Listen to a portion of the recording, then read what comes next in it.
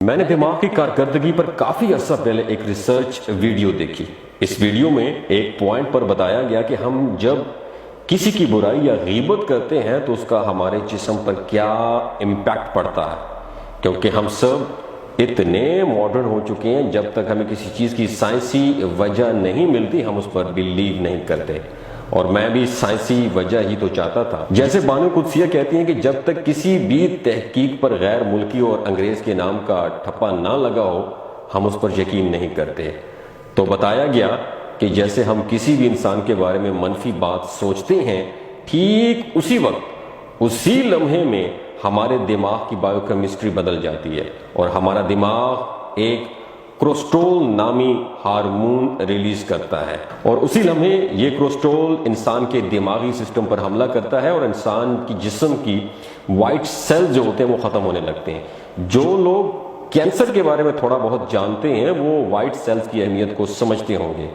Cancer کا علاج chemo therapy سے ہوتا ہے، اور کیمو کا عمل شروع ہوتے ہی جسم میں وائٹ سیلز ختم ہونے لگتے ہیں اور یہ بہت خطرناک صورتحال ہوتی ہے۔ اب تھوڑا سا غور کریں کہ کینسر کے سیلز بہت سٹرونگ ہوتے ہیں کہ ان کو ختم کرنے کے لیے مریض کے جسم میں لاوا انڈیلا جاتا ہے۔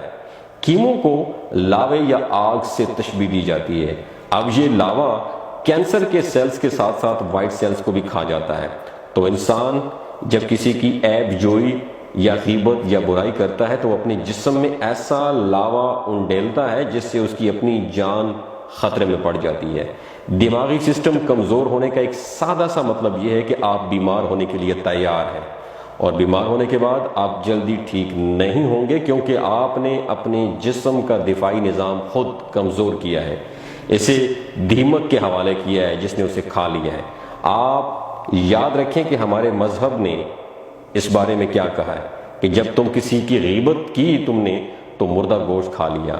اب آپ کسی ڈاکٹر سے پوچھیں کہ مردہ گوشت کھانے سے جسم پر کیا نقصانات ہوتے ہیں تو ڈاکٹر آپ کو بتائیں گے کہ اس کا کیا مطلب ہوتا ہے۔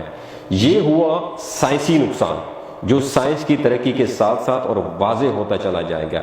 مجھے یقین ہے کہ اس کے بہت سے روحانی نقصانات بھی ہوں گے، جیسے کوئی بہت زیادہ غیبت کرتا ہے تو اس کی دعائیں قبول نہیں ہوتی۔ ابراہیم بن ادم سے لوگوں نے کہا کہ حضرت ہم دعا کرتے ہیں مگر قبول نہیں ہوتی۔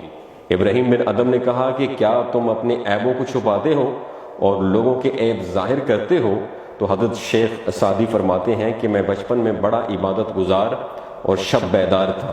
ایک دفعہ میں اپنے والد کی خدمت میں حاضر تھا، ساری رات آنکھوں میں کٹ گئی، ساری رات تلاوت قرآن پاک اور عبادات خدا میں مشغول رہا، مگر میرے ارد گرد لوگوں کی ایک بڑی جماعت آرام سے سو رہی تھی۔ ان کا حال ایسا تھا کہ بے فکر سونا۔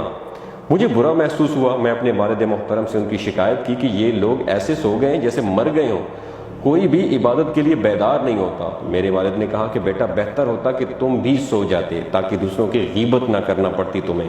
دوستو یاد رکھیے ہم ایسے ماحول میں زندہ رہ رہے ہیں کہ ہم غیبت کو گوسپ یا ڈسکشن کا نام دے رہے ہیں اور کہتے ہیں کہ میں غیبت تو نہیں کر رہا، میں تو صرف تذکرہ کر رہا ہوں۔ لوگوں کی تصویریں اور ویڈیوز پوسٹ کر کے دعوت دیتے ہیں کہ آئیں ان کی غیبت کریں، ان کی صورتوں کی عیب جوئی کریں۔ یوٹیوب پر لوگوں نے پورے چینل گوسپ کے نام سے کھولے ہوئے ہیں جنہیں ہم دیکھ رہے ہیں۔ سیاہ فام لوگوں کی تصویریں پوسٹ کر کے ان کی صورتوں کی عیب جوئی کرنا اب عام مقبول سلسلہ بن چکا ہے۔ ہم سب اپنی زندگیاں، صحت اور دماغی کارکردگی اپنے ہاتھوں سے بڑے شوق سے خراب کر رہے ہیں۔ ہونا تو یہ چاہیے کہ اللہ پاک سے دوسروں کی کامیابی کے لیے دعا مانگنے کے بعد خود کی کامیابی کے لیے دعا کرنی چاہیے۔ دنیا کی سب سے گندی اور غلیظ بیماری اگر آپ کے اندر ہوگی تو آپ کبھی کامیاب نہیں ہو سکیں گے۔ تو کبھی غیبت کو اپنے اندر پنپنے مت دینا۔ اگر آپ کو میری آج کی ویڈیو اچھی لگی ہو تو اسے ضرور شیئر کیجیے گا۔ آپ کا بہت شکریہ۔